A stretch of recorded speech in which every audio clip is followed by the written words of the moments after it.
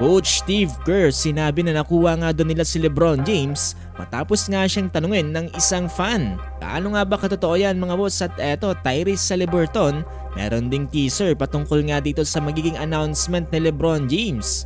Lahat ng yan mga boss, tara't pag-usapan natin yan.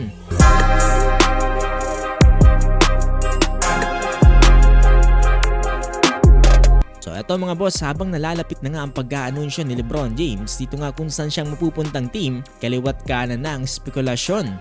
Hanggang sa ngayon mga boss kahit marami ng mga NBA players ang nag-request ng mga trades at napunta sa mga bagong teams, inaabangan pa rin talaga magpahanggang sa ngayon ay ang 40 plus years old na si LeBron James. Dahil isipin nyo, kung saan man pupunta itong si LeBron James ay marami ding mga fans ang susunod sa kanya. Naman mga boss, eto, ayon kay Tyrese Haliburton, isa sa mga naging kaibigan din ni LeBron James dito nga sa larangan ng basketball, ay nagpost ito sa kanyang social media account na kung saan nakatag etong si LeBron at sinasabi nga nito na tomorrow it's time, King James. Ano kaya ang ibig sabihin nito mga boss? Announcement kaya to sa panibagong team ni LeBron James o baka meron na naman panibagong commercial etong si LeBron? Or sa Indiana Pacers ba pupunta etong si LBJ? Sa ngayon mga boss, hindi talaga natin matukoy kung saan pupunta itong si LeBron James dahil mayroon ding isang fan ngayon na kung saan nag-viral tapos nga tanungin itong si Coach Steve Kerr patungkol nga dito kay LeBron James. Sabi dito kasi ni Coach Steve Kerr na we got him. Ibig sabihin nakuha nga ba nila itong si LeBron James or nagbibiro lang itong si Coach Steve Kerr? Good. Hey, we need to get LeBron, man. But we need LeBron. LeBron. Okay, that's good. And go. Okay, I got you.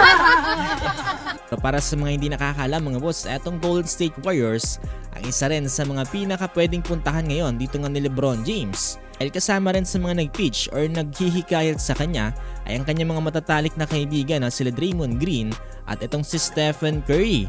Imagine mga boss kung totoo man itong sinasabi ni Coach Steve Kerr ay talagang magiging napaka-solid nitong Golden State Warriors. Pag nagsama ba naman itong dalawang legend ngayon sa NBA na si LeBron at Stephen Curry.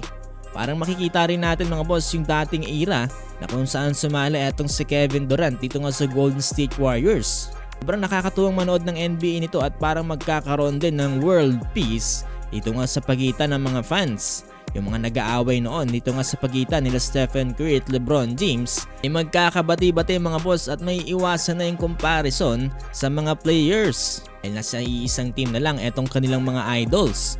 Pero yan mga boss ay kung nagsasabi ng totoo etong si Coach Steve Kerr. Pero kung ito kasi ay totoo mga boss, malamang hindi ito sasabihin ni Coach Steve Kerr at hindi niya ito i-anunsyo dito nga sa isang fan.